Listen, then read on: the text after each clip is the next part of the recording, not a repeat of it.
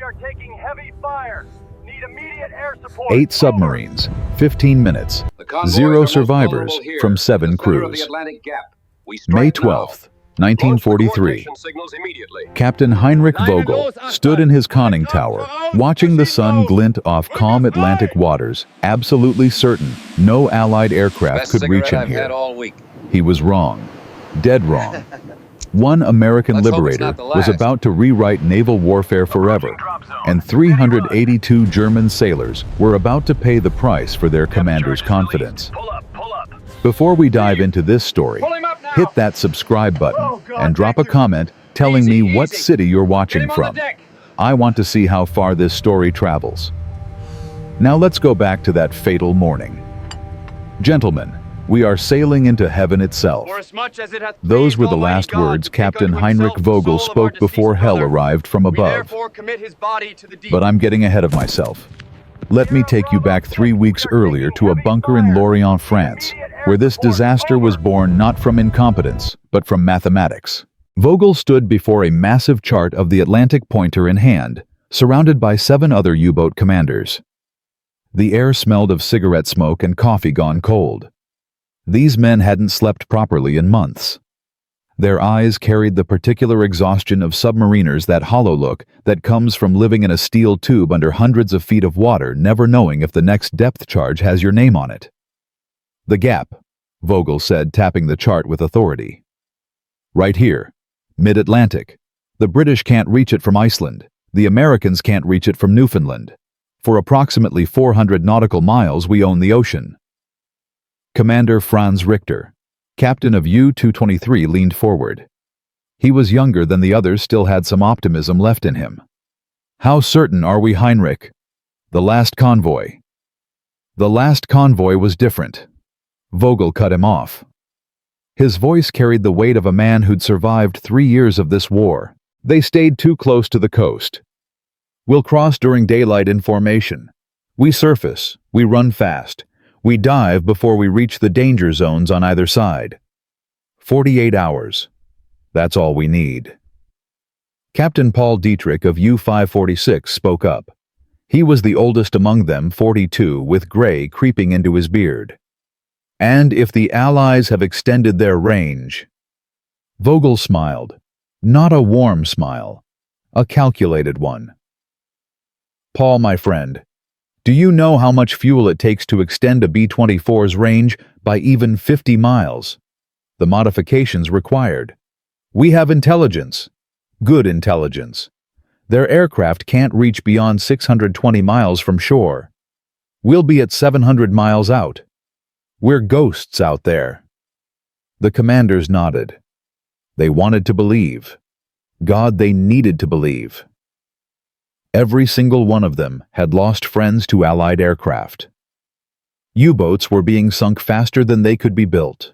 The Wolfpack strategy that had terrorized the Atlantic in 1940 and 1941 was becoming a death sentence by 1943. This plan, this beautiful mathematical plan, offered hope. What none of them knew, what none of them could have known, was that 3,000 miles away in Long Island, American engineers had just solved the fuel problem. They'd stripped B-24 Liberators down to the frame, removed armor, pulled out unnecessary guns, and filled every available space with fuel tanks. The Atlantic Reaper, they called it, and its range wasn't 620 miles. It was 850. But we're not there yet. First, we need to understand what was about to be lost. May 11th, 1943, Lorient Harbor. Dawn broke gray and cold over the submarine pens. 8 U-boats prepared to depart.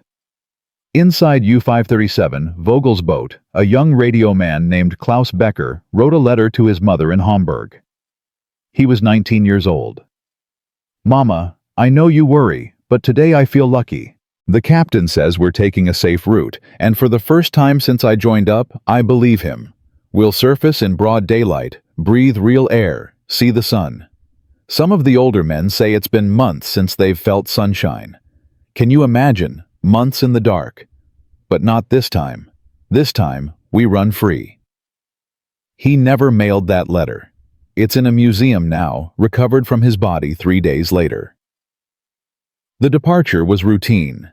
8 submarines staggered 20 minutes apart, slipped out of the pens and into the Bay of Biscay. They ran submerged through the dangerous coastal waters engines, quiet, every man barely breathing when the hydrophones picked up distant propeller sounds. But nothing came for them. By nightfall of May 11th, they were beyond the British patrol zones. Vogel stood in the conning tower of U-537, night wind cutting across his face. His executive officer, Lieutenant Werner Strauss, climbed up beside him. "Beautiful night, sir." "It is," Vogel agreed. "Tomorrow we surface. Tomorrow we prove the Atlantic still belongs to us." Werner hesitated. He was 24, Smart had studied engineering before the war. "Sir, what if intelligence is wrong? What if they've modified their aircraft?" Vogel turned to him. His face in the moonlight looked carved from stone. "Werner, I've been doing this since 1939. I've crossed the Atlantic 17 times. I know this ocean. I know our enemy. Intelligence says 620 miles is their maximum range. We'll be at 700. That's not guesswork. That's mathematics." "Yes, sir." But Werner didn't sleep that night. Something felt wrong. He couldn't name it, couldn't explain it. Just a feeling. The kind of feeling submariners learn to trust because it's kept them alive. He lay in his bunk, listening to the electric motors hum, wondering if tomorrow would be the day his luck ran out. Across the Atlantic aboard the escort carrier USS Bogue, Lieutenant Commander James Harrington briefed his crew. The Atlantic Reaper sat on the flight deck, ugly and ungainly, with its extra fuel tanks bulging from every available space. "Gentlemen, we're going hunting in waters the Germans think we can't reach," Harrington said. He was 31, from Iowa, had been flying since he was 16. "Command says there's chatter about a U-boat crossing, multiple boats. They think they're safe in the air gap." His co-pilot, Lieutenant Ray Morrison, studied the charts. "Jim, we'll be at our maximum range. If we get into trouble..." "We won't have fuel to get home. I know." Harrington looked at his crew. 8 men total. Navigator, radio operator, 2 gunners, bombardier, and the pilots. "Anyone wants out, speak now. This is volunteer only." No one moved. "All right then. We launch at 0600. Get some sleep." But Harrington didn't sleep either. He sat in the ready room studying reconnaissance photos, reading intelligence reports. Somewhere out there, German submarines were making a run for it. And for the first time in this war, American aircraft could reach them where they thought they were untouchable. May 12, 1943. 547 hours. The Atlantic Reaper launched from the Bogue's flight deck engine, screaming, barely clearing the bow before gaining altitude. Inside, Harrington pushed the throttles forward and turned west toward the mid-Atlantic gap. At that exact moment, 400 miles away, Vogel gave the order to surface. "All boats, this is Wolf leader. Execute surface protocol. Formation running. Maintain visual contact." One by one, 8 submarines broached the surface like steel whales. Water cascaded off their decks. Hatches flew open. Men emerged, gasping, faces turned toward the sun. Some laughed. Others cried. After weeks underwater, the simple act of breathing fresh air felt like resurrection. Klaus Becker climbed onto U-537's deck and stretched his arms wide. "God, I forgot what this feels like." Other crew members joined him. Someone broke out cigarettes. They weren't supposed to smoke on deck, but Vogel let it slide. These men had earned a few minutes of peace. On the bridge, Werner scanned the horizon through binoculars. Clear sky, empty ocean, perfect conditions. Maybe his fear had been groundless. Maybe the captain was right. "Beautiful day to be alive," Vogel said beside him. "Yes, sir." "When we get back to Lorient, I'm recommending you for your own command. You've earned it." Werner lowered the binoculars, surprised. "Sir, I don't know what to say." "Say yes. The Kriegsmarine needs good commanders. You're one of them." That conversation saved Werner's life, because he was looking at Vogel, not at the sky, when the radar operator's voice crackled over the intercom. "Bridge radar, Contact, aircraft, bearing 090, range, Jesus Christ, range 18 miles and closing fast. Time stopped. Vogel grabbed the intercom. All boats aircraft spotted crash dive. Crash dive. But it was already too late. Aboard the Atlantic Reaper, Harrington's bombardier Sergeant Mike Chen had 8 U-boats on his radar scope, like gifts from God. Skipper, you seeing this 8 boats? Surface running. They're not even zigzagging. Harrington felt his pulse kick. Ray drop altitude. Mike arm depth charges. We're going in. Jim, they've spotted us, Morrison said, watching the submarines begin emergency dives. They're going under. Not fast enough. Not all of them. Harrington pushed the Liberator into a dive engine's howling. Not fast enough. On U-537's deck, Klaus Becker looked up and saw death coming. The Liberator emerged from the sun like an avenging angel, impossibly huge, impossibly close. Men were screaming, diving for the hatches, but the submarine was still on the surface, wallowing her decks awash, taking forever to submerge. "Get below!" Vogel roared. "Everyone below!" Werner grabbed Klaus and physically threw him toward the hatch. "Move! Move!" The anti-aircraft guns opened up tracers arcing skyward, but the Liberator was too fast, too close. Klaus tumbled through the hatch, landed hard on the control room floor. Above him, he heard Vogel's voice, still calm, somehow giving orders. "Close hatch, dive, emergency dive, all ahead flank." The hatch slammed shut. The submarine's nose tilted down. Klaus scrambled to his feet, reaching for his station, when the entire world turned into thunder. The first depth charge hit the water 10 feet from U-537's stern. The explosion lifted the submarine's tail out of the water, cracked the pressure hull like an egg. Seawater exploded through ruptured seams. Men screamed. The lights failed. Emergency lighting flickered on, bathing everything in hellish red. Klaus felt himself flying through the air, slammed into a bulkhead, felt ribs crack.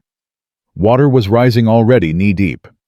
Someone was crying for his mother. The submarine's death groan, that horrible metallic shriek of steel tearing, filled his ears.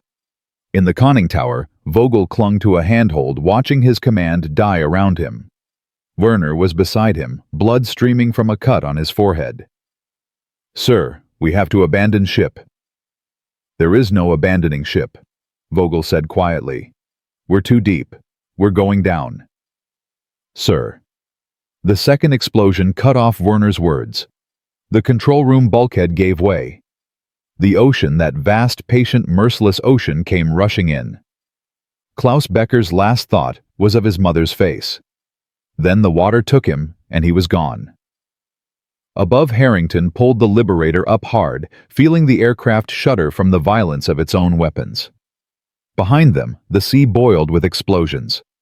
His tail gunner, Corporal Eddie Shaw, watched through his sights. "We got one direct hit, she's going down fast."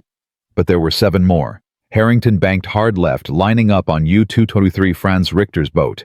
She was diving desperately, her conning tower just slipping under.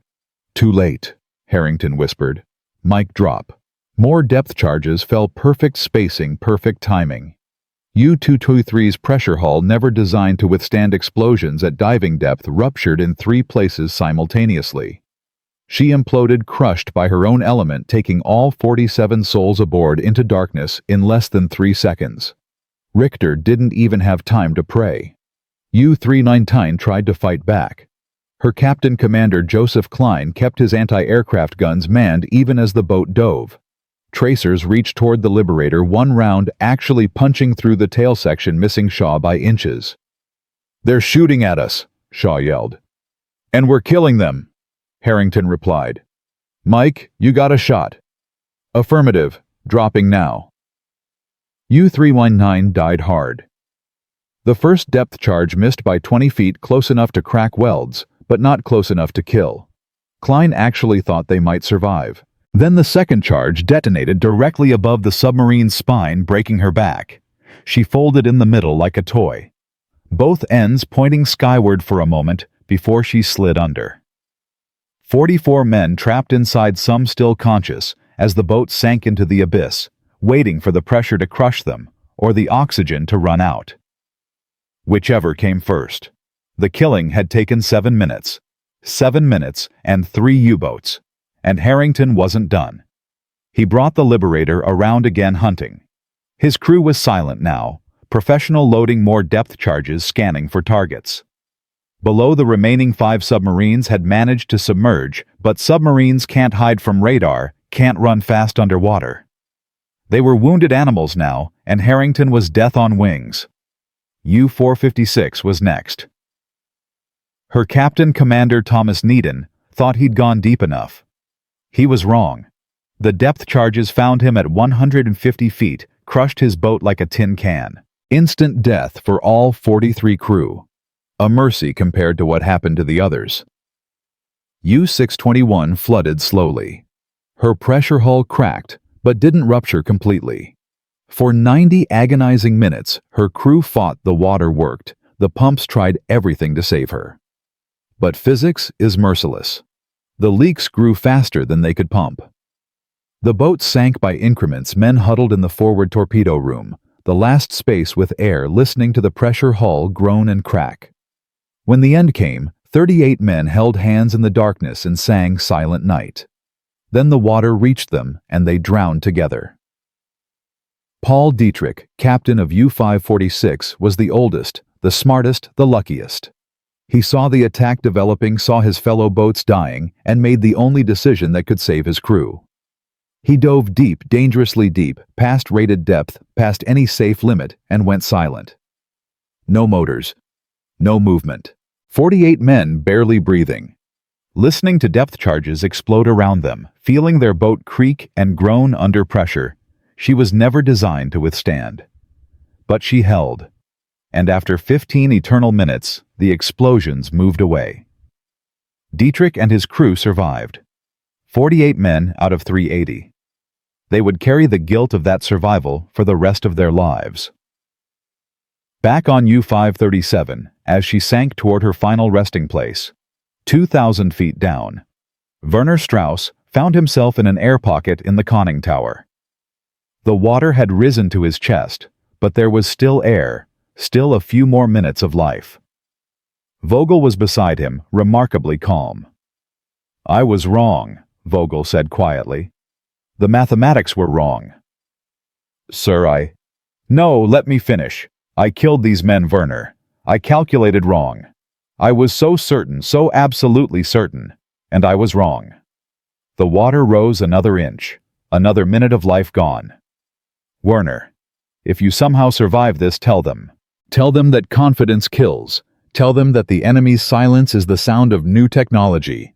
Promise me." "I promise, sir." But Werner didn't survive. The air pocket collapsed 30 seconds later, and both men drowned together, Vogel's hand gripping Werner's arm until the very end. At 14:02 hours, 15 minutes after the first explosion, the sea fell silent. 7 U-boats rested on the ocean floor. 334 men were dead. Only U-546, limping away at 3 knots, trailing oil but alive, had escaped. In the Atlantic Reaper, James Harrington turned for home. His fuel was critically low. His crew was silent, faces pale. Mike Chen, the bombardier, was crying quietly, trying to hide it. "7, Morrison said. "We got 7. "Yeah," Harrington replied. His voice sounded hollow. "We got 7. They didn't celebrate. They'd just killed more than 300 men in 15 minutes. Warriors, yes. Enemies, yes. But still men. Still sons and brothers and husbands. Still human beings who'd laughed and loved and dreamed of going home." The Atlantic Reaper landed back on the Bogue with less than 10 minutes of fuel remaining. When Harrington climbed out of the cockpit, his legs nearly gave way. Admiral Marcus, the carrier's commander, was waiting. "Lieutenant Commander, that was remarkable. 7 confirmed kills. We've never—" "Sir, permission to be dismissed." Marcus studied Harrington's face. He'd been in the Navy for 30 years. He recognized that look. "Permission granted. Get some rest." Harrington walked to his quarters, closed the door, sat on his bunk, and stared at his hands. They were shaking. He'd just won one of the most decisive victories in naval aviation history, and all he could think about was the men he'd killed. The men who'd been laughing and smoking in the sunshine one moment, and drowning in steel coffins the next. War is like that. Victory and horror bound together so tightly you can't separate them. This is the story nobody tells you about warfare. The mathematics of death, the technology of killing, and the terrible crushing weight of being the one who survives. But we're not done yet. Because the real story isn't about the dying. It's about what happened after. It's about the 42 men who somehow survived, who somehow made it to the surface, who somehow lived long enough to be rescued. And it's about the choice their rescuers made, a choice that would redeem something, however small, from all that death and waste. That choice is coming. But first, you need to understand what those 42 survivors went through, floating in the Atlantic, waiting to see if they'd be saved, or if they'd just die more slowly than their comrades. The water was 42 degrees Fahrenheit. A man could survive maybe 30 minutes before hypothermia shut down his organs. Most wouldn't last that long. Oberleutnant Friedrich Alreck broke the surface. Gasping lungs, burning ears, ringing from the explosion that had torn U-621 apart. Oil coated his face, stung his eyes.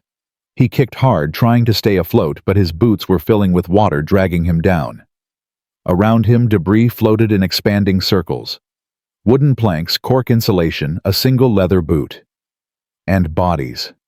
So many bodies. "Help, someone help me." The voice came from his left. Alrecht turned, saw young Meyer, couldn't have been more than 18, clinging to a piece of decking, face white with shock. The boy's left arm hung useless, clearly broken. "I've got you," Alrecht called, swimming toward him. His own body screamed in protest. Something was wrong with his ribs, maybe cracked each breath like knives.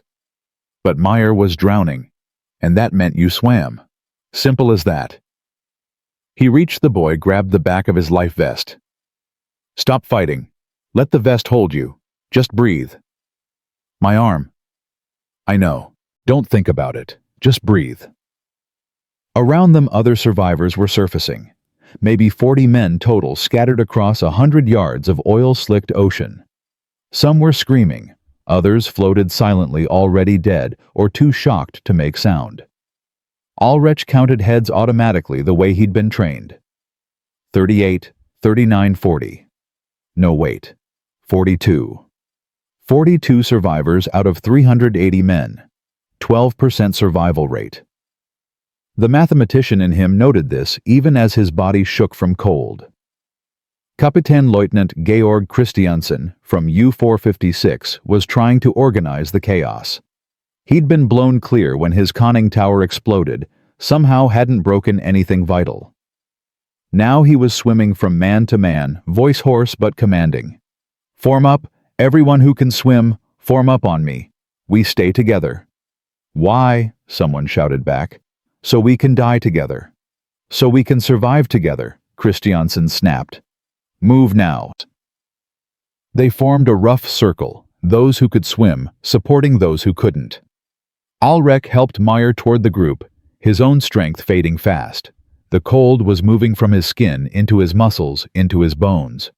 His legs were going numb. "How long do we have?" This from Steiner, a machinist from U-319. His face was bleeding from a dozen cuts peppered with shrapnel. Christiansen looked at the sky. Clear. No clouds. The Liberator had disappeared eastward 15 minutes ago. In this water, maybe an hour before hypothermia takes most of us. Maybe less. Then we're dead. Not yet. Christiansen's voice carried an authority that came from surviving 2 years of this war. The Allies monitor these waters. Someone will have heard the explosions. Someone will come. To save us or finish us? Alrecht asked. Christiansen met his eyes. Does it matter? It was a good question. Death by drowning or death in a prisoner camp, which was preferable, Ulrich wasn't sure anymore. He'd seen what happened to POWs. The camps in Canada weren't terrible from what they'd heard, but still, cages were cages. Meyer was shaking violently against him. The boy's lips were turning blue. "I'm cold. I'm so cold." "I know. Stay awake. Talk to me. Where are you from?" "Munich, Schwabing district. My father has a bakery." "What kind?" "What? What kind of bakery bread pastries?" Meyer blinked, confused by the question. "Both. He makes these apple strudels every Sunday. People line up down the block." "I bet they're good." "The best. He uses real butter even now with rationing. Saves it all week." The boy's eyes were drifting closed. "I promised him I'd come home. I promised." Ulrich shook him. "Then stay awake. You don't keep promises by dying." But Meyer was fading. They all were. Ulrich could feel his own consciousness starting to blur at the edges.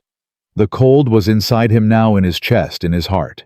His arms felt like lead. Keeping Meyer afloat was becoming impossible. "I can't hold him," he said to no one in particular. "I'm losing him." Steiner swam over, grabbed Meyer's other side. "We hold together, all of us." They held. 42 men in a circle, arms linked, keeping each other afloat through sheer, stubborn refusal to die alone.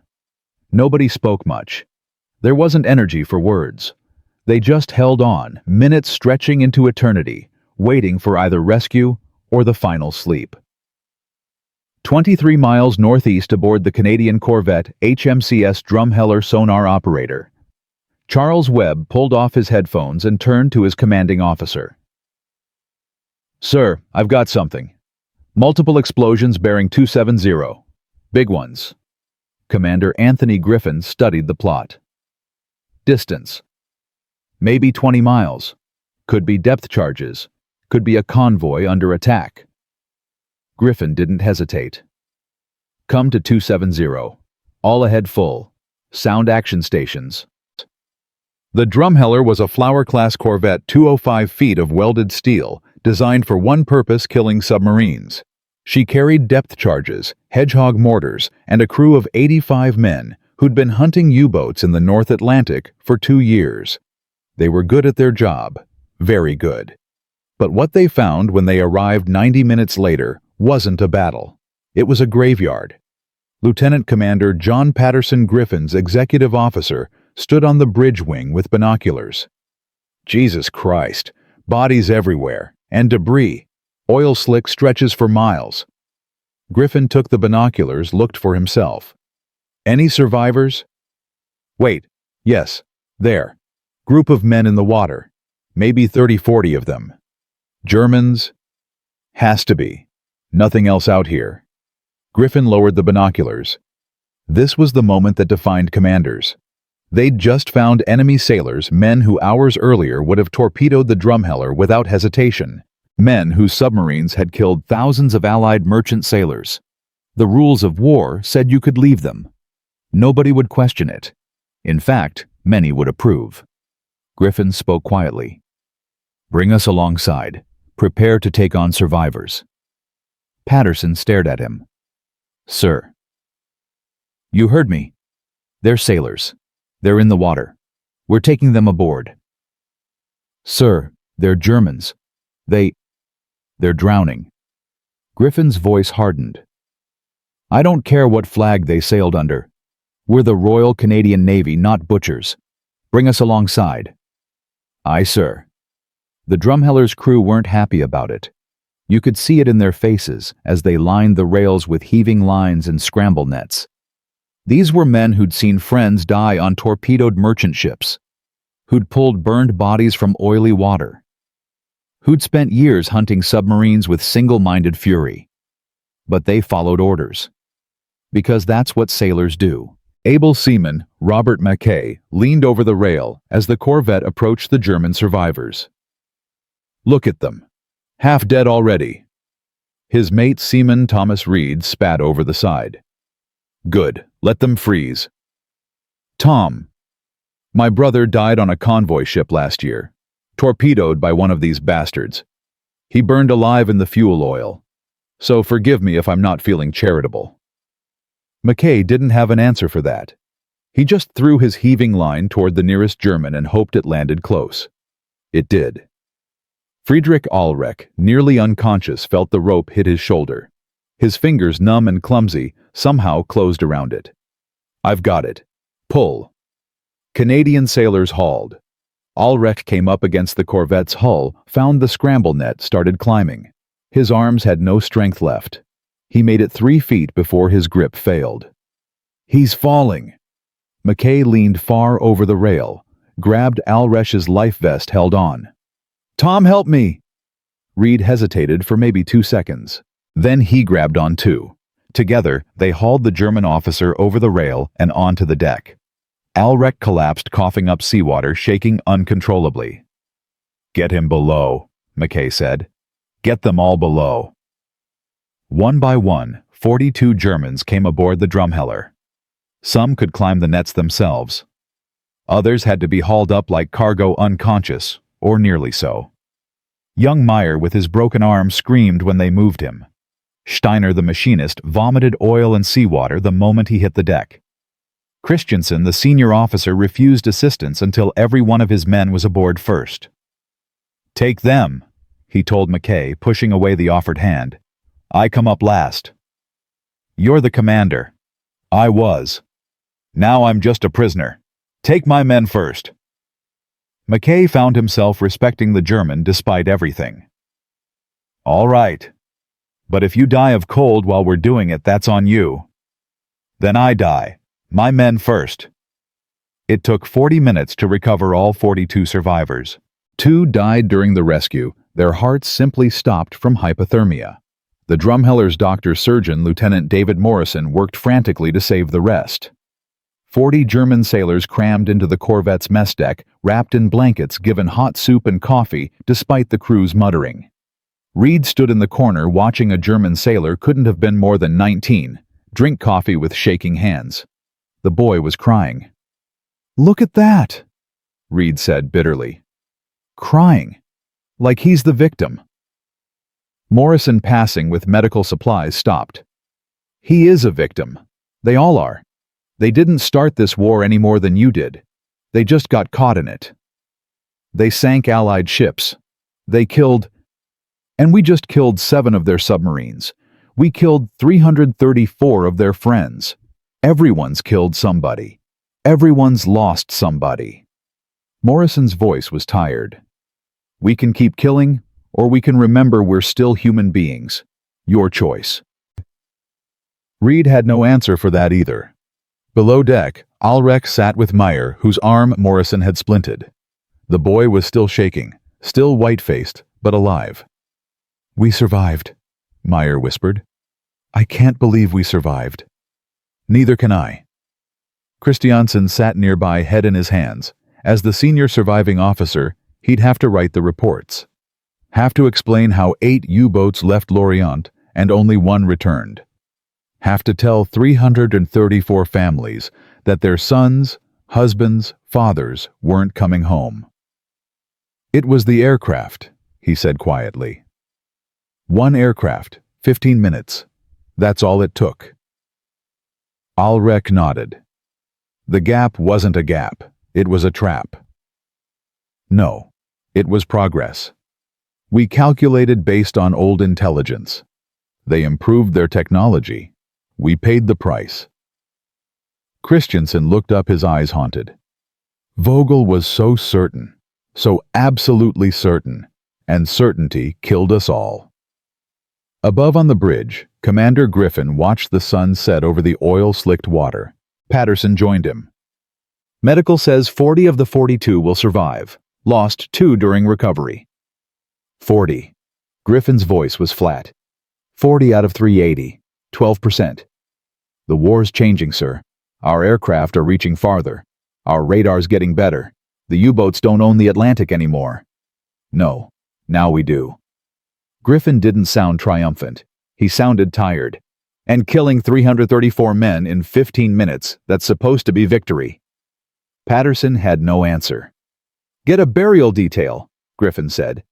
"The two who died, they get a proper sea burial. Full honors. They were submariners. They died at sea. The sea is their proper grave. Sir, the crew won't like. I don't care what the crew likes. Those men served their country with honor. They deserve respect in death." Griffin turned to face his XO. "We're fighting a war, Patterson. We're not animals. Get the detail." "Aye, sir." That evening, as the sun touched the horizon, the Drumheller's crew assembled on deck. The two German dead were wrapped in canvas weights at their feet. Griffin read from the Naval Burial Service, his voice carrying across the water. "We therefore commit their bodies to the deep, looking for the resurrection of the body, when the sea shall give up her dead." The bodies slid over the side into the Atlantic that had claimed so many others. The surviving Germans stood at attention, tears streaming down their faces. Even some of the Canadian crew removed their caps. Reed watched it all, jaw-tight, emotions warring inside him. These were the enemy. These were the men who'd killed his brother. But they were also just sailors far from home, watching their friends buried in a foreign sea by foreign hands. He didn't know what to feel anymore. Maybe that was the real casualty of war, not just lives, but the certainty of who you were and what was right. Below deck that night, the Germans tried to process what had happened. Survival, rescue, kindness from enemies. It didn't make sense in the context of war they'd been taught. "Why did they save us?" Meyer asked Alrek. "They could have left us." "I don't know. Humanity, maybe. Or just being sailors. We understand the sea. Maybe that's bigger than flags and uniforms." Christiansen overheard. "The Captain Griffin, he gave us blankets, hot food, medical care. He buried our dead with honors. A lesser man wouldn't have." "A lesser man would have let us drown," Steiner added quietly. "And honestly, part of me wishes he had. I don't know how to live with what happened today. 334 men. Gone. Just gone." The survivors sat in silence, each man processing his own guilt and trauma. They'd lived when their friends had died. They'd been saved by their enemies. They'd lost a war in 15 minutes and gained their lives from men they'd been trying to kill just hours before. War makes no sense. But sometimes in small moments between the killing, humanity breaks through. 40 German sailors learned that on May 12, 1943, wrapped in Canadian blankets aboard a Canadian corvette, drinking Canadian coffee and wondering how they'd ever explain this to anyone back home. Even in the frozen waters of death, even in oil and debris and 334 silent graves, there were still hearts that whispered hope. Still hands that reached to save rather than kill. Still men who chose humanity over hatred. That's what the history books miss. The mathematics of mercy. The technology of compassion. The terrible, beautiful truth that even in war's darkest moments, we can still choose to be human. The news reached Berlin at 0342 hours on May 13, 1943. Admiral Karl Donitz was asleep in his quarters at the Kriegsmarine headquarters when his aide knocked. "Sir, urgent communication from BDU operations." Donitz sat up, instantly awake. "You didn't survive 3 years commanding the U-boat fleet by being slow to respond." "What is it?" "Sir, Convoy Wolf operation. 7 boats are missing, presumed lost." The Admiral's face went blank. Not shock, not grief, just blank. 7. "Yes, sir. U-537. U-223, U-319, U-456, U-621, and 2 others, all within a 15-minute window, mid-Atlantic position. Only U-546 survived." Donitz stood pulled on his uniform jacket. His hands didn't shake. They couldn't. Not where anyone could see. "Survivors. Unknown. Sir, U-546 reported witnessing the attacks before diving. American Liberator aircraft. Single plane. 1 plane destroyed 7 U-boats in 15 minutes. Yes, sir." Donitz walked to his desk, sat down heavily. The mathematics were impossible. Except they weren't impossible because they'd happened. 7 boats. 380 men. Gone. Just gone. Get me Vogel's operational plan. I want to see every calculation, every assumption, every piece of intelligence he based his decisions on. The aide hesitated. Sir Captain Vogel was aboard U-537. Then he's dead. Good. At least I don't have to court-martial him. Donitz's voice was ice. Get me the plans, now. Alone in his office 20 minutes later, Donitz spread the charts and reports across his desk. Vogel's plan was meticulous. Perfect, really, based on solid intelligence about Allied aircraft range. The air gap was real. The calculations were correct, except the Allies had changed the equation. New fuel tanks, modified aircraft, extended range, and German intelligence had missed it completely. Donitz picked up a red pencil and drew a line through the mid-Atlantic. Then another. Then another. His hand moved faster, slashing through operational zones, crossing out patrol areas, eliminating entire strategic concepts. The Wolfpack doctrine, surface running in daylight, overwhelming convoys through coordinated attacks, was finished. Dead as Vogel and his 380 men. He picked up the phone. Get me all U-boat commanders currently in port. Emergency briefing. 0800 hours, every single one.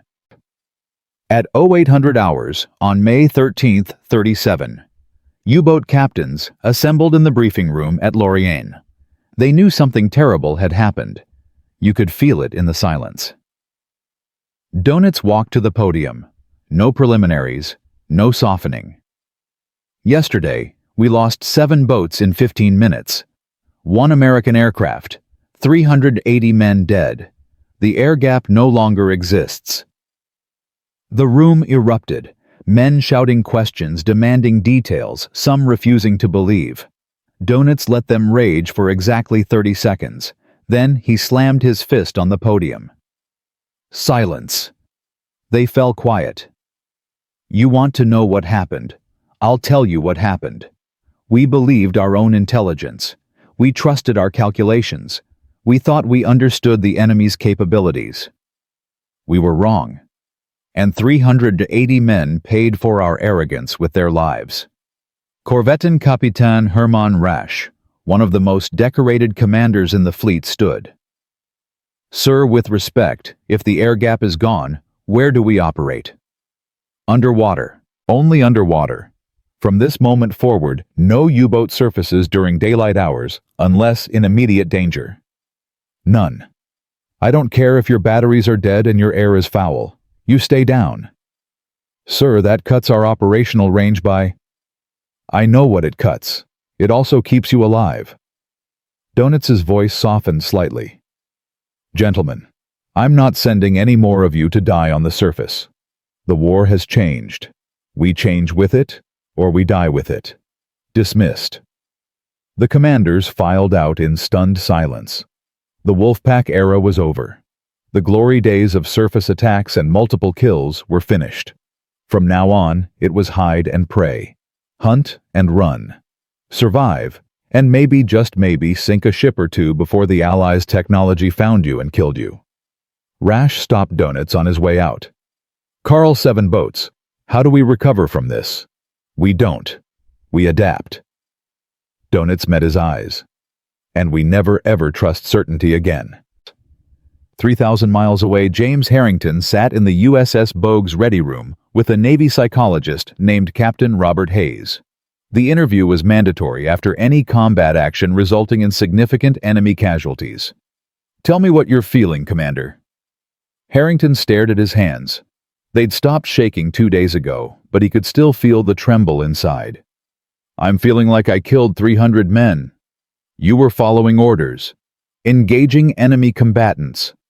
I know the words. I know the justifications. Doesn't change what I did. Harrington looked up. Do you know what it takes to kill that many people in 15 minutes? Not physically. I mean mentally. What it does to you. Hayes said nothing. Just listened. I see them every time I close my eyes. Not their faces. I never saw their faces, but I see the boats breaking apart. I see the debris, and I know that inside each one were 40-50 men drowning in the dark, trapped, screaming, dying because I pushed a button and said drop. You saved Allied lives. Those U-boats would have sunk convoy ships, killed merchant sailors. I know, and that's what makes it so goddamn confusing. Because I'm proud of what we did. We just changed naval warfare. We proved that aircraft can hunt submarines anywhere on the ocean. We won. But I killed 300 men to do it, and some part of me died with them. Harrington's voice cracked. How do you live with that? How do you go back to Iowa after the war and explain to people what you did? Hayes leaned forward. Commander, you're asking the right questions. Men who don't ask those questions, they're the ones who scare me. You're human. You're processing trauma. That's healthy. Doesn't feel healthy. It never does. But you'll carry this. You'll learn to live with it. And maybe someday you'll find a way to make peace with what happened. Harrington nodded, but didn't believe him. Some things you don't make peace with.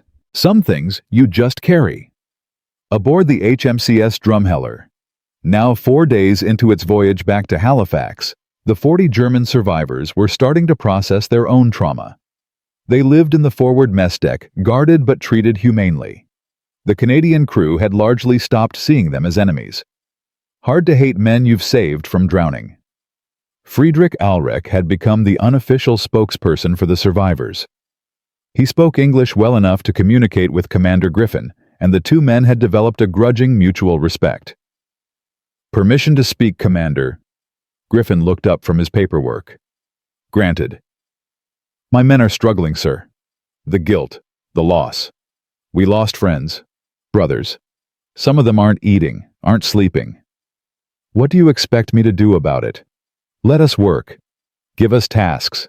Sitting idle just makes them think. Thinking is killing them. Griffin considered this. You understand you're prisoners of war. There are protocols. I understand. But there are also humans. We need purpose, sir. Even temporary purpose. Even enemy purpose. Griffin made a decision he'd probably regret. All right, your men can assist with ship maintenance. Under supervision. No access to sensitive areas. But they can work. Thank you, sir. Don't thank me yet. Half my crew still wants to throw you overboard. The German survivors worked alongside Canadian sailors for the next 3 days. Swabbing decks, moving supplies, performing maintenance. It was awkward at first. Men who'd been trying to kill each other now passing wrenches and sharing cigarettes during breaks. Robert McKay found himself working next to Steiner, the German machinist. Neither spoke the other's language well, but they managed through gestures and broken phrases. This valve, McKay said, pointing, needs tightening. Steiner nodded, grabbed a wrench, applied it expertly. Good now. They worked in silence for a while. Then McKay spoke quietly. My mate Tom, his brother died on a convoy ship last year, torpedoed. Steiner stopped working. I am sorry. Yeah, me too. But the thing is, I keep thinking maybe it was your boat. Maybe it was one of the boats we just sank. How do we live with that? How do we work together, knowing we've killed each other's friends? Steiner set down his wrench. We live because we must. We work because we are sailors. The ocean does not care about flags. Only about men who understand her. You understand this. I understand this. Maybe that is enough. McKay nodded slowly. Maybe. Young Meyer, his arm still splinted, couldn't work, but spent his time in the mess deck writing letters he'd never send. Letters to his father, to his mother, to the families of men who'd died. Dear Frau Klein, you don't know me, but I served with your son Joseph on U-319. He was brave. When the attack came, he kept his men calm. He died doing his duty. I'm sorry I survived when he didn't. I'm sorry for everything. He wrote 17 letters, one for each friend he'd lost. Then he burned them all because what good would they do? What comfort could come from a prisoner telling you your son died screaming in the dark? Christensen spent his time with Ulrich trying to make sense of what had happened. "We have to testify," Christensen said. "When we get to the prisoner camp, we have to tell them what happened. Make them understand." Understand what? That we lost. That our intelligence was wrong. That the technology changed faster than we could adapt.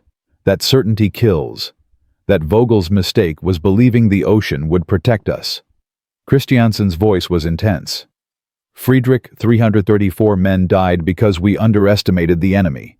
If we don't learn from that, if we don't change more, we'll die." You think anyone will listen? They have to, because the alternative is extinction. The Allies own the air now. They own the surface. Soon they'll own the depths too. The U-boat war is over. We just don't know it yet. Ulrich wanted to argue, but couldn't. The evidence was too clear. 7 submarines destroyed in 15 minutes by 1 aircraft. The mathematics were brutal and undeniable. On May 17, 1943, the HMCS Drumheller entered Halifax Harbor. Word had spread about the German survivors, and a crowd gathered at the docks. Some were curious, others were angry. Several held signs, "Hang the U-boat murderers," and "Remember the merchant sailors." Commander Griffin stood on the bridge watching the crowd. "This is going to be ugly." Patterson agreed. "Shore patrols ready, but if the crowd rushes the dock, then we protect our prisoners. They're under our care. That means something." The Drumheller tied up. Shore patrol formed a cordon. The 40 German survivors were brought on deck. Hands bound, faces pale. The crowd pressed forward, shouting. Someone threw a bottle. It shattered on the dock near Meyer's feet.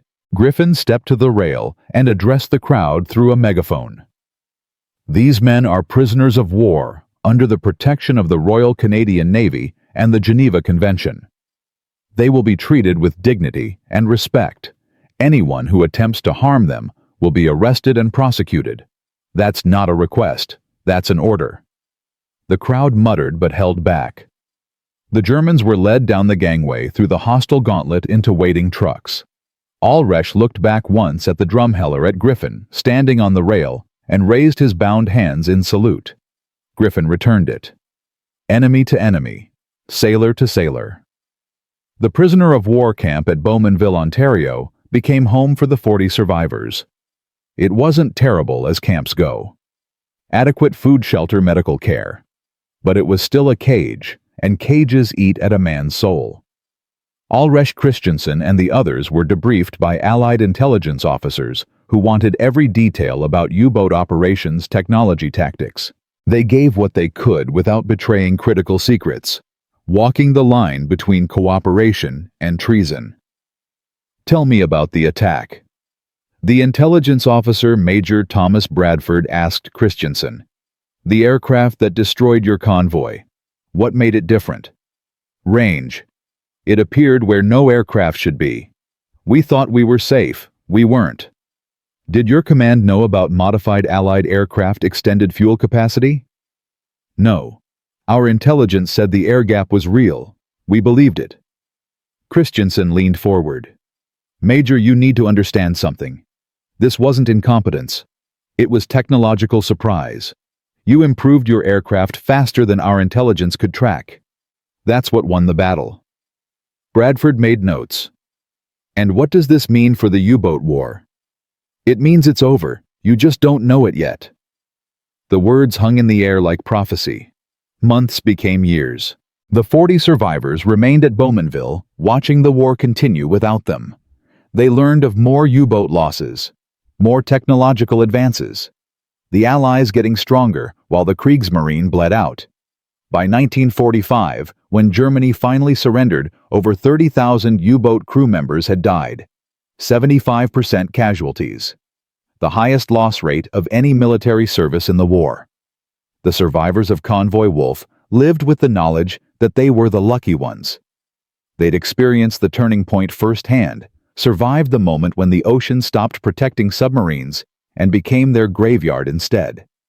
After the war, some returned to Germany and tried to forget. Others, like Ulrich, couldn't forget. They spent years processing what had happened, trying to understand how technology and tactics had combined to create such devastation. In 1967, Friedrich Alrek returned to Canada. Not as a prisoner this time, but as a guest.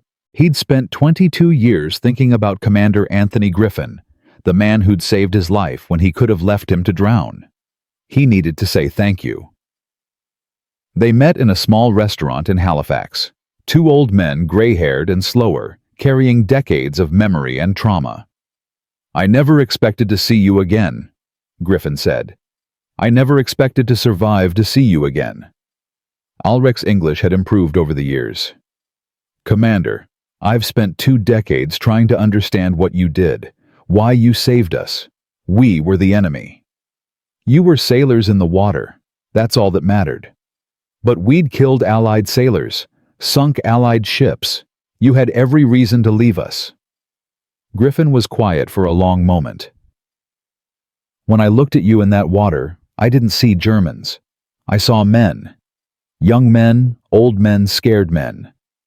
And I knew that if I left you there, I'd become something I didn't want to be. The ocean takes enough from us without us adding to its cruelty." Alrek felt tears on his face. "You gave us our lives back. You treated us with dignity when you didn't have to. I need you to know what that meant. What it still means."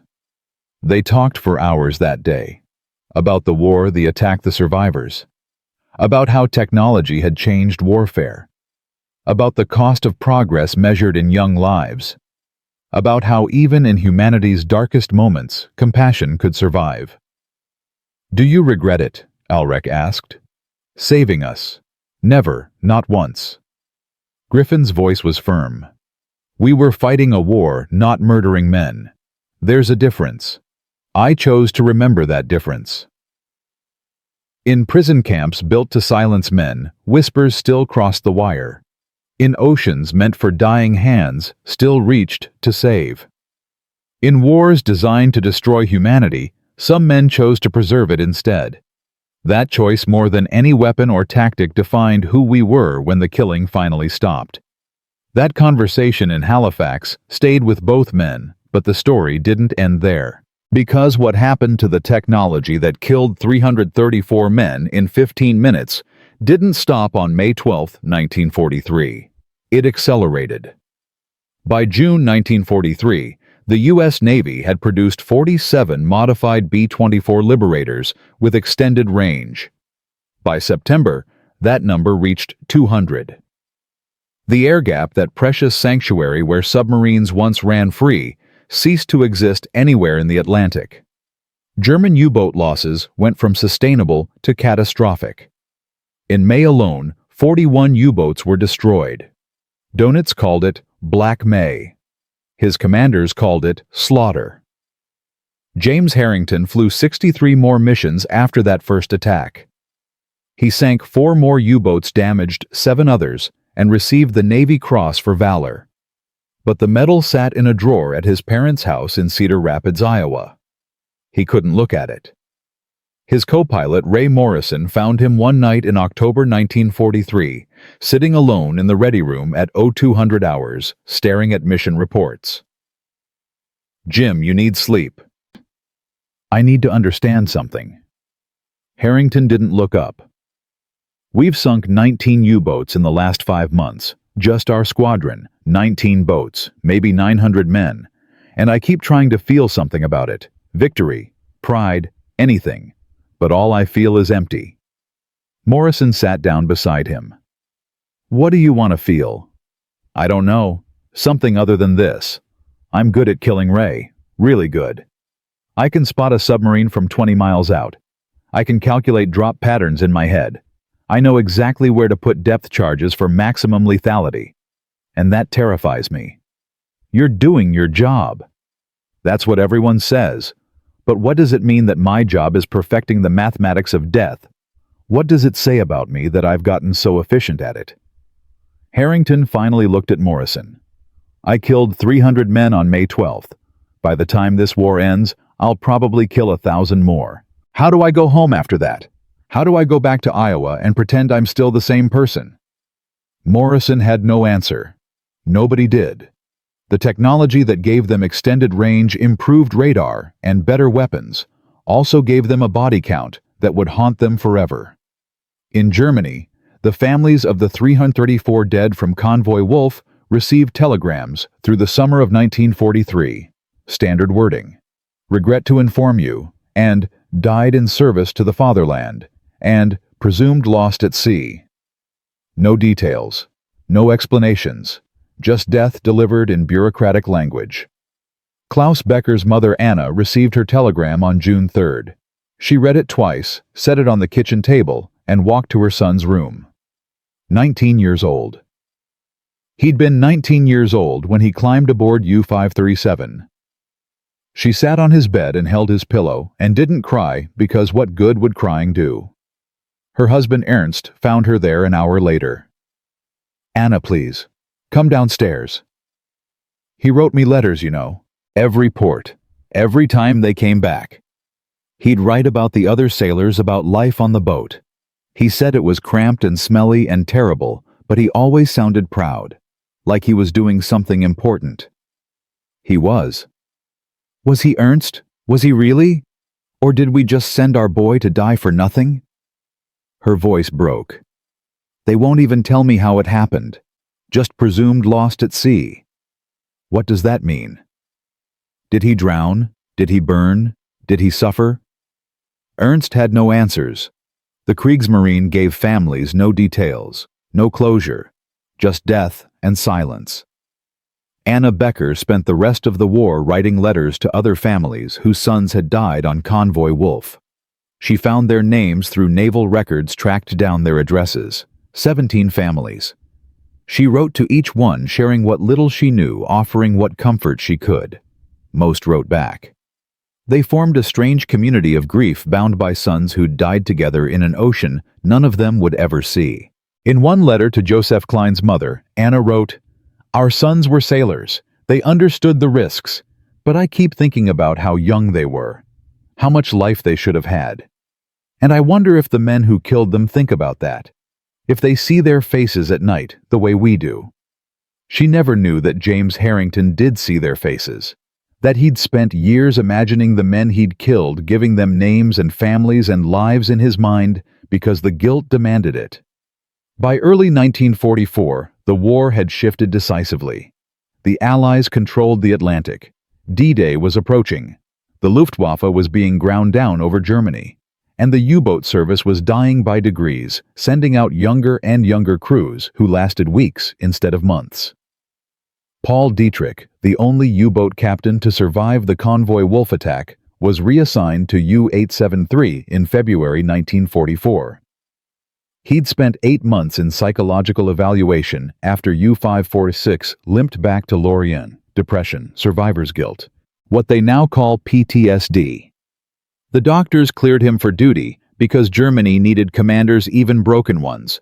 His executive officer on U-873, Oberleutnant Hans Weber, was 22 years old and terrified.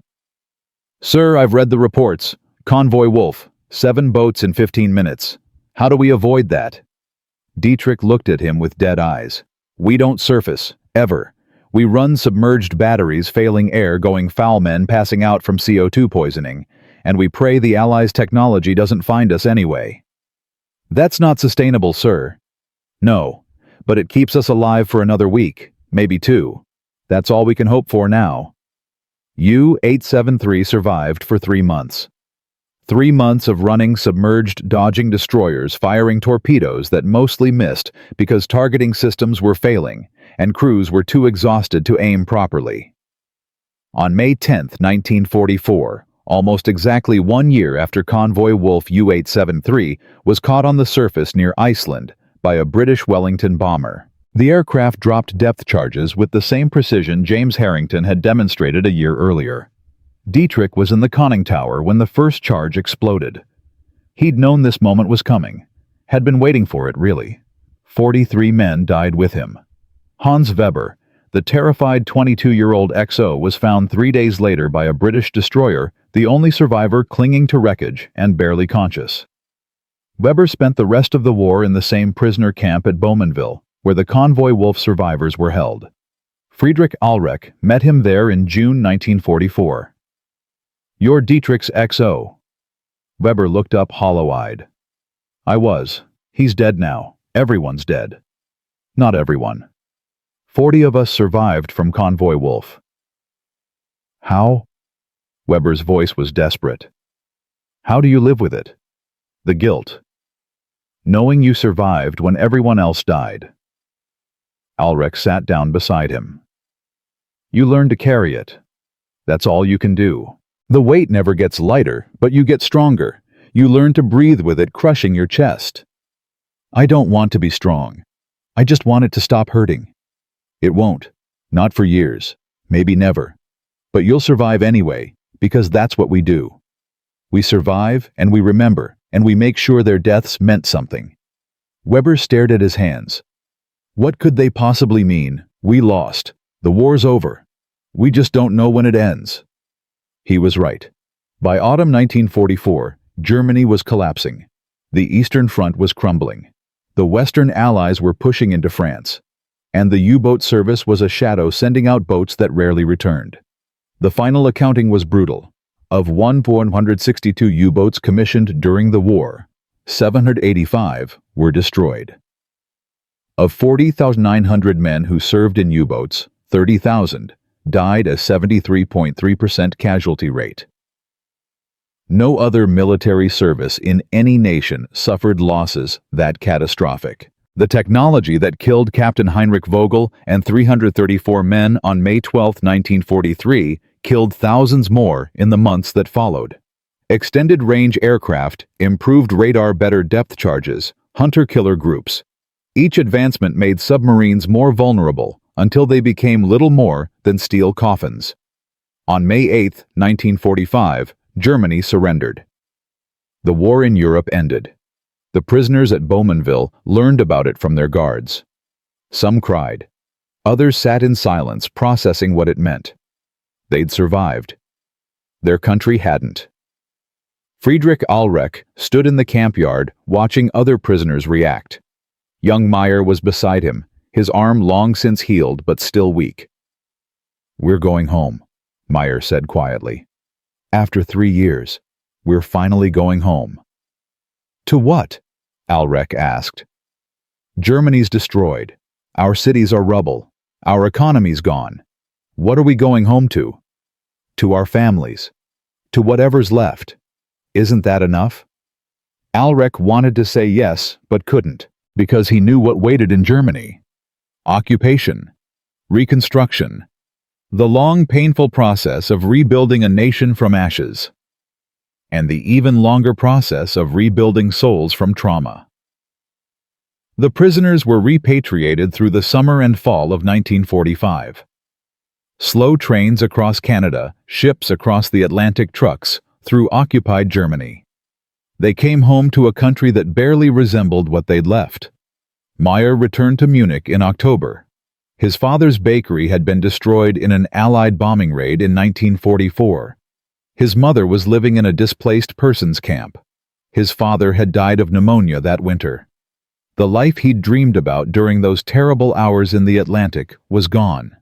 But he rebuilt. Used his naval engineering training to get work in reconstruction. Married in 1947. Had 3 children. Spent 30 years never talking about the war until his grandson asked in 1975, "Opa, what did you do in the war?" Meyer told him everything. About U-621. About the attack. About floating in freezing water waiting to die. About Commander Griffin and the Canadian sailors who'd saved him when they could have let him drown.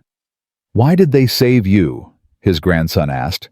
"Because they chose to be human instead of just warriors. Because even in war, some men remember that mercy matters more than victory." James Harrington came home to Cedar Rapids in December 1945. Heroes welcome. Parade down First Avenue. The mayor gave a speech about courage and service. Harrington smiled and waved and shook hands and felt absolutely nothing. His mother found him that night sitting in the backyard staring at nothing. "Jamie, you should be celebrating. You're home. You're safe." Mom, I killed over 1,000 men during the war. 1,000 men. I can tell you exactly how many. 1047. I kept count. And I don't know how to stop seeing their faces. You were doing your duty. I know. Everyone keeps saying that. But it doesn't change what I did. It doesn't change that somewhere in Germany there are families who lost sons and husbands and fathers because of me. And I'm supposed to come home and pretend that's okay, that it was worth it. His mother sat beside him. Was it worth it? I don't know. We won. Hitler's dead. The camps are liberated. The war's over. That's worth something. But 1047 men are still dead because of me, and I'll carry that until I die. He did carry it. For 63 years, until he passed away in 2008 at age 96. He never married, never had children, spent his life teaching math at the University of Iowa, turning his gift for calculations away from death and toward education. But his students sometimes saw him stare out windows during lectures lost in memories they couldn't access. In 1967, when Friedrich Ahlreich came to Halifax to thank Commander Griffin Harrington, read about it in a newspaper. Two men who'd been enemies finding peace together. He wrote Ahlreich a letter. Awkward, halting, full of things he'd never said to anyone. Dear Mr. Ahlreich, I am the pilot who destroyed your convoy on May 12, 1943. I've spent 24 years trying to understand what I should feel about that day. I was doing my duty. You were doing yours. We were both caught in something larger than ourselves. But 334 men still died, and I was the instrument of their death. I need you to know that I think about them, that I've never stopped thinking about them, that if I could go back and change what happened, I don't know if I would, because the war needed to be won, but I wish there had been another way. I'm sorry for your loss. I'm sorry for all of it. Ahlreich wrote back, Dear Lieutenant Commander Harrington, I received your letter with great emotion.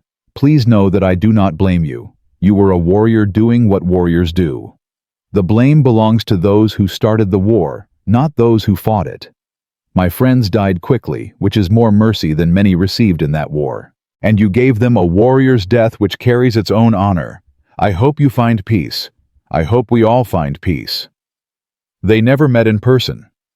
Sometimes reconciliation happens through letters and distance because facing each other would be too much. But the exchange gave both men something they needed. Not forgiveness exactly, not absolution, but acknowledgement, understanding. The recognition that on opposite sides of the same terrible equation, they'd both been human beings trying to survive. The final chapter of Convoy Wolf didn't end with the war. It ended in 1998, when the last survivor, young Meyer, now old Meyer, passed away at 73. Cancer. Quick and relatively painless. His children gathered at his bedside in that Munich hospital, and his daughter asked what he wanted them to remember. Remember that we were all young once, that we fought in a war we didn't start for reasons we didn't fully understand. Remember that enemies became friends because good men chose compassion over hatred. And remember that even in history's darkest moments, humanity survived because some people refused to let it die. He closed his eyes. His last words were in English learned in that Canadian prison camp 55 years earlier. Thank you, Commander Griffin. Thank you for my life. Freedom came for the Convoy Wolf survivors in 1945, but it came too late for 334 men who'd already vanished into the Atlantic's depths. It came with scars and trauma, and memories that never faded. It came with the knowledge that technology had changed warfare forever, that machines now killed with precision, that made human courage almost irrelevant. But it also came with unexpected grace. With Canadian sailors who chose to save rather than kill. With commanders who remembered honor even in war's chaos. With former enemies who became brothers through shared suffering. Freedom arrived, but it was built on the graves of thousands who never lived to see it. never knew that their deaths would change naval warfare, never understood that they were the last generation to fight that kind of war in that kind of way. They died in darkness in steel tombs, in an ocean that kept their secrets. And those who survived carried their memories forward, refusing to let them be forgotten, insisting that their lives and deaths meant something beyond statistics and strategy. That's the real story of Convoy Wolf. Not just the tactics and technology, but the human cost measured in letters, never sent families, never reunited, and survivors who spent lifetimes wondering why they lived when so many others died. The years that followed brought something unexpected. Not closure. There's no such thing after that kind of trauma, but understanding. A slow, painful process of making sense of what happened on May 12, 1943, and what it meant for everyone who survived. In 1983, 40 years after the attack, the Canadian government erected a memorial in Halifax Harbor. Simple granite stone. Names carved in alphabetical order. Not just the 334 Germans who died, but also the names of Allied sailors killed by U-boats in the same waters. Enemy and friend together. The inscription read, "The ocean took them all equally. May we remember them equally." Friedrich Ahlrich attended the dedication ceremony. He was 71 years old, walked with a cane, but stood straight when they unveiled the stone. Commander Anthony Griffin stood beside him, both men in civilian clothes, both men crying. "I never thought I'd see this," Ahlrich said quietly. "Our names, their names, together." Griffin gripped his shoulder. "You earned this, all of you. You served with honor. You died with honor. That deserves remembering." A reporter approached them afterward. Young woman, maybe 25, carrying a notebook. "Mr. Ahlrich, Commander Griffin, can I ask you both something? 40 years later, how do you make sense of what happened, the killing, the survival, all of it?" Ahlrich and Griffin looked at each other. Some kind of understanding passed between them. "You don't make sense of it," Ahlrich said. "You just carry it. But memorials like this, they help. They say that even in war, even in killing, we were still human beings, still worthy of remembering." "Do you hate each other?" the reporter asked. "After everything," Griffin answered. "Hate, no. How can I hate a man I saved? How can he hate a man who gave him his life back? We were enemies once. Now we're just two old sailors who understand something most people never will. That war makes everyone a victim, even the ones who survive." The reporter scribbled notes. "One more question. What do you want people to learn from Convoy Wolf?" Ahlrich spoke first. "That certainty kills. That technology changes faster than intelligence can track. That underestimating your enemy is suicide." Griffin added, "That even in war's darkest moments we can choose compassion. That mercy matters. That treating enemies with dignity doesn't make you weak, it makes you human." The article ran in papers across Canada and Germany. It sparked something. Other survivors started coming forward, not just from Convoy Wolf, but from other battles, other tragedies. Men who'd spent 40 years silent, suddenly finding voices. Hans Weber, the young XO, who'd survived U-873's sinking, read the article in his apartment in Hamburg. He'd spent 40 years working as an accountant, never talking about the war, drinking too much, sleeping too little. The article made something crack inside him. He wrote to Ahlrich. Long letter. Everything he'd never said. The guilt, the nightmares, the feeling that he should have died with his crew. Ahlrich wrote back immediately. "Dear Hans, I understand your pain because I live with it too. Every survivor does. We carry the weight of those who didn't make it. But here's what I've learned: they didn't die, so we could spend our lives drowning in guilt. They died in war doing their duty, and they'd want us to live. Really live. Not just exist. Come to the next memorial gathering in Halifax. Meet the other survivors. Let us help you carry what you cannot carry alone." Weber went to Halifax in 1984. Met 11 other Convoy Wolf survivors, now all in their 60s and 70s. They spent 3 days together, talking, crying, laughing, sharing stories they'd never told their families, creating a community of understanding that only they could provide each other. On the last night, they held a private ceremony at the memorial. Each man spoke a name of someone who died. Sometimes just a name, sometimes a story. They went through all 334 names. It took 4 hours. When they finished, they stood in silence, watching the harbor lights reflect off the water. Meyer, now 62, spoke quietly. "My father died while I was in the prison camp. I never got to say goodbye, never got to tell him I loved him. But I think he'd be proud that we're here, that we're remembering, that we haven't let hatred win." Christensen, the senior surviving officer, was 81. His voice was weak but steady. "Gentlemen, we are the last witnesses. When we die, no one will be left who remembers what really happened. Not the propaganda, not the sanitized history, but the truth, the fear, the cold, the moment between life and death. We have a duty to speak that truth while we can." They made a pact that night. They would tell their stories, to schools, to historians, to anyone who would listen. Because memory is resistance. Because silence lets truth die. Because the dead deserved better than to be forgotten or turned into political abstractions. Over the next decade, the survivors spoke at naval academies, universities, high schools. Some talks went well, others didn't. Young people sometimes couldn't understand why they'd show sympathy for enemies. Veterans sometimes accused them of betraying their dead friends by befriending the Allies. But they kept talking. Because the alternative was letting Convoy Wolf become just another statistic. 7 U-boats destroyed, 334 dead. Next topic. They refused to let it be that simple. In 1993, 50 years after the attack, James Harrington finally broke his silence. He was 81 years old, dying of prostate cancer, and decided he'd carried his secrets long enough. He contacted a naval historian named Dr. Sarah Chen at the University of Iowa. "I need to tell you about May 12, 1943. I need someone to understand what it was like, not the tactics, not the technology, what it was like to kill 300 men in 15 minutes and spend 50 years wondering if you're a hero or a murderer."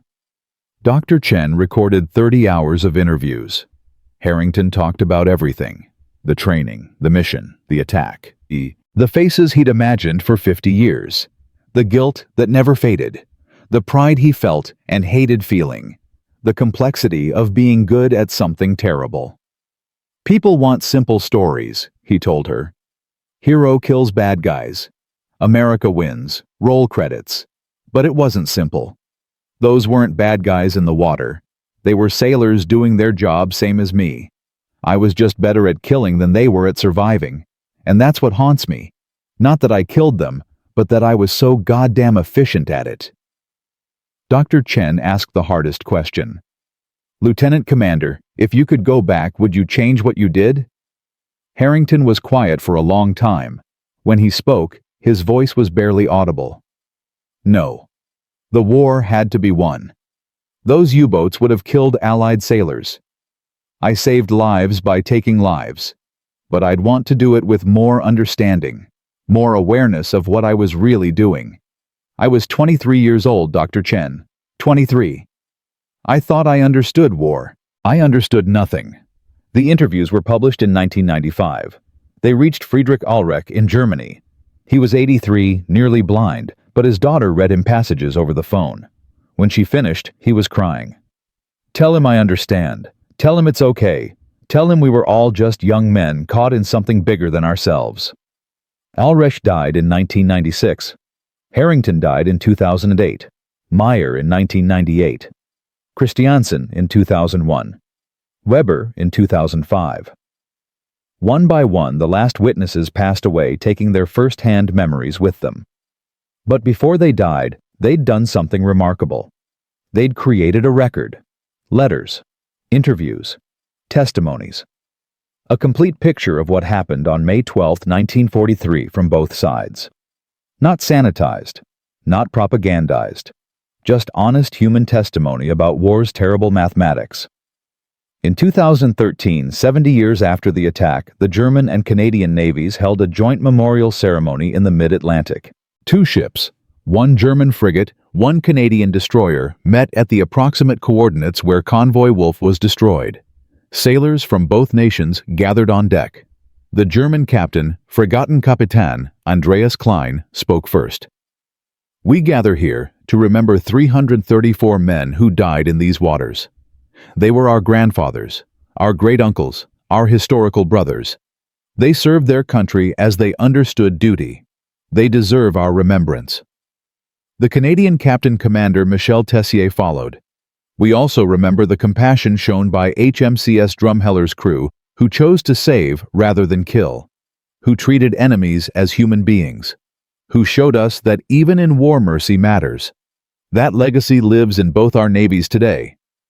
They dropped wreaths into the ocean, played taps, stood in silence. Sailors from nations that had been enemies now stood together, honoring the dead and the complicated legacy of technological warfare. That ceremony was broadcast on military channels. A young American pilot, Lieutenant Jessica Torres, watched it aboard the USS Theodore Roosevelt.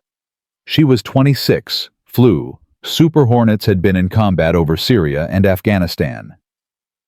The ceremony moved something in her. She wrote in her journal that night, "Watched the Convoy Wolf Memorial today.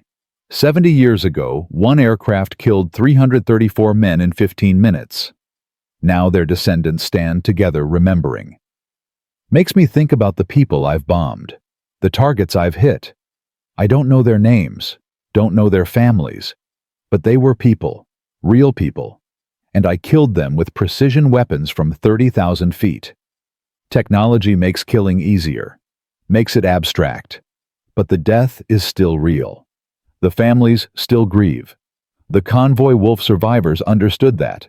I need to understand it too." She kept that journal for the rest of her career. When she retired in 2024, she donated it to the Naval Aviation Museum. Her testimony sits alongside Harrington's interviews, part of the growing archive of warriors grappling with what they've done. The legacy of Convoy Wolf isn't just about tactics and technology. It's about the eternal struggle to remain human in inhuman circumstances. It's about choosing compassion when hatred would be easier. It's about carrying guilt and grief and still finding ways to live with honor. In 2020, a German graduate student named Thomas Becker, great-grandson of Klaus Becker, the young radio man who died on U-537, traveled to Cedar Rapids to visit James Harrington's grave. He'd spent 3 years researching his great-grandfather's death, reading testimonies, studying the battle. He stood at Harrington's headstone and spoke quietly. "Lieutenant Commander, you killed my great-grandfather on May 12, 1943. He was 19 years old. He wrote a letter to his mother the day before he died, talking about how lucky he felt, how safe. He was wrong. You made him wrong. But I don't hate you. I've read your testimony. I understand you were doing your duty. I understand you carried the weight of what you did. I just wanted you to know Klaus Becker existed. He had a name, he had a family, he mattered, and we still remember him." Thomas placed a stone on the headstone, the Jewish tradition of honoring the dead. Then he placed another stone at the base, one he'd brought from Germany, from the memorial where Klaus Becker's name is carved. 2 stones, 2 men, 2 nations. Bound by violence, but remembered with love. That's how we survive history's traumas. Not by forgetting, not by sanitizing, but by remembering fully honestly with all the complexity and pain intact. By refusing to turn real people into symbols or statistics. By insisting that every name carved on every memorial represents a life that mattered, a family that grieved, a story that deserves telling. The technology that destroyed Convoy Wolf has evolved beyond recognition. Modern submarines are nearly undetectable. Modern aircraft can strike with precision beyond anything 1943 could imagine. The mathematics of death have become more efficient, more abstract, more removed from the human reality of killing. but the lessons remain. Certainty kills. Technology changes. Underestimating your enemy is fatal. And choosing compassion, even in war, is what separates us from the machines we've created. If you believe their names deserve to be remembered, share this story. Write a name in the comments. Klaus Becker, Joseph Klein, Franz Richter, all 334 men who died on May 12, 1943. And remember James Harrington, who killed them and spent his life wrestling with what that meant. Remember Anthony Griffin, who chose to save rather than finish the killing. Remember the 40 survivors who spent decades turning their trauma into testimony. They built that war with hatred and fear and national pride. But it's remembered with love. Love for the fallen. Love for the survivors. Love for the complicated truth that we were all just human beings trying to survive something bigger than ourselves. That's the final lesson of Convoy Wolf. Not that war is hell, we already know that. But that even in hell, some people choose heaven. Even in killing some, choose mercy. Even in hatred, some choose love. And those choices, more than any weapon or tactic, define who we are when the smoke clears and the counting begins. Remember them, all of them. The dead and the living. The killers and the killed. Because memory is how we honor the past. And honoring the past is how we avoid repeating it.